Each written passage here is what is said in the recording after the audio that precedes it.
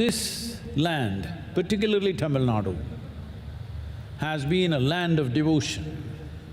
The biggest names in Tamil Nadu are the great sages, saints and seers and siddhas, the Nayanmars, the Alvars, Avayar, many others. We first built the temple. We ourselves lived in shacks, small huts, it didn't matter, but a grand temple. Right now the problem is, I've been talking to so many people, if you say temple, they say revenue. It's very appropriate because when East India Company took over the temples, they put the temples in the revenue department, most appropriate. Because they didn't come here out of their love for the deities for which we were willing to shed our life. They came here because of the revenue, the wealth, the gold, the diamonds, the land. Not love, not devotion, greed is the ruling force. Now we are still talking the same thing. If you say temple, you say revenue. If I say Kaveri, people say revenue. What about the revenue?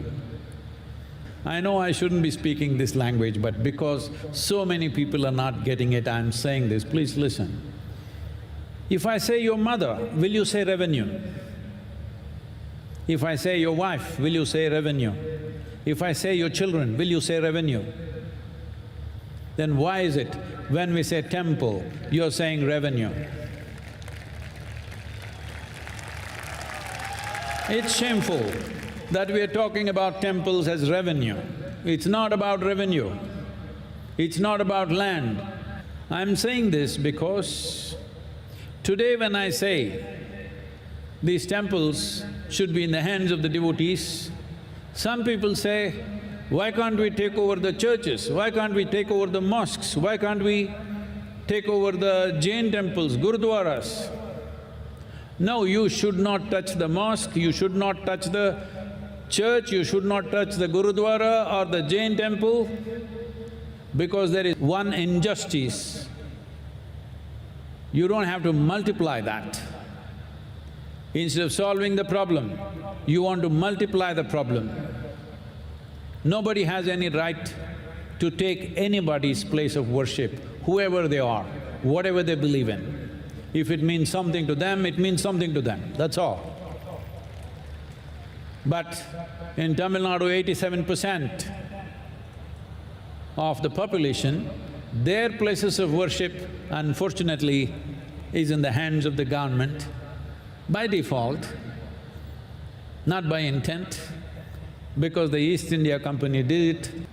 I'm talking about the fundamental rights of the citizens of India, and I'm talking about secularism, because in my understanding, to be secular means religion does not mess with the government does not mess with the religion. That's my idea of secularism.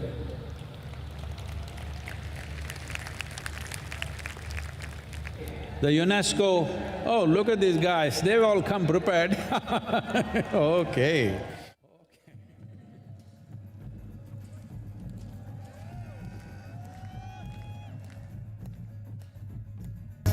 We are not protesters, we are not agitators.